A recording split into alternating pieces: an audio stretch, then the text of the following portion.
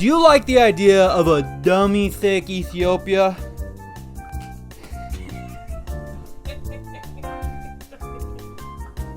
Well, today's your lucky day, because I'm going to show you how to do it without any help. Mano y mano, Ethiopia versus Italy. First, start with political effort to get that early PP. And it doesn't really matter what you build because it's going to take forever anyhow. You're going to want to go for support weapons for those bonuses, and then that research time, because we're going to be going down after that to get radio for that reinforcement. And then what you're going to do here is split your boys evenly. Half up atop, half down below. We're going to be doing something here. We're not retreating this time, boys. We're fighting. Throughout this entire thing, you should be producing more units. You should just be spamming them out.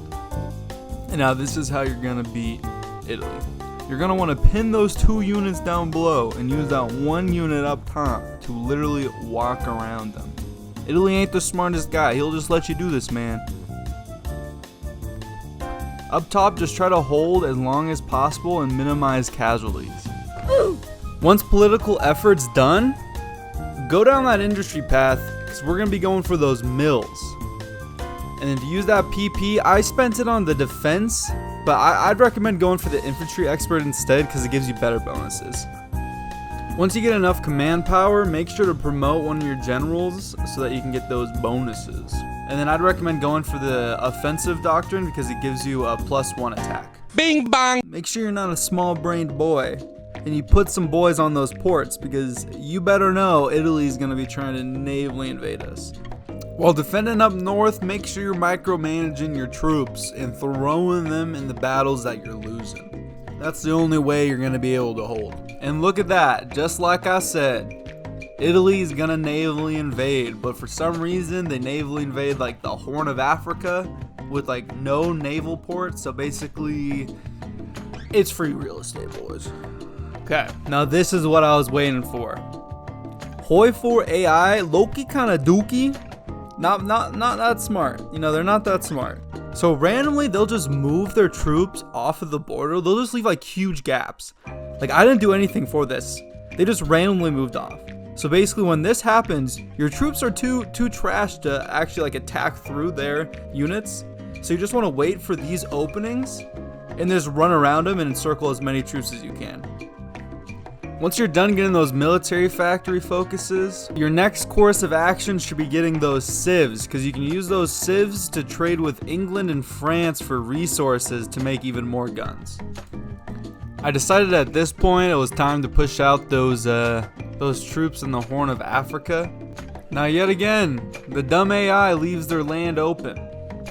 But you know what? Sometimes patience is key. We're focusing down south. We shouldn't waste our resources up north. So it's not always a good idea to push. As Sun Tzu once said, if you wait by the river long enough, the bodies of your enemies will float by. So patience is key, my boys. Patience is key. Like I was talking about earlier, boys, patience is key. And let me tell you, patience paid off. After getting pushed back down south, the Italian troops moved off of the border.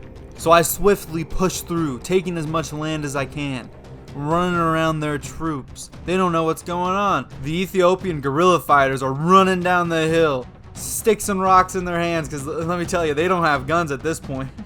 I end up encircling a huge portion of their army, but I'm having trouble holding the land. So I decide to let the encirclement go and I retreat back, instead to hold on to those 2 provinces, which I think are more important.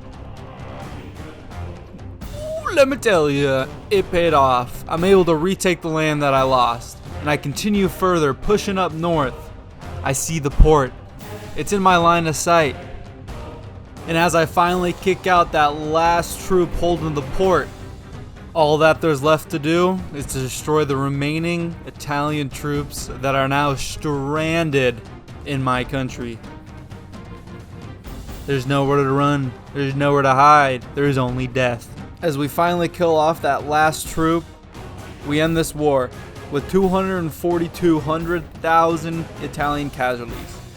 Which, if you didn't know, that's half the amount of casualties they lost in World War II. And they lost it to some Ethiopian boys who are using sticks and stones as weapons.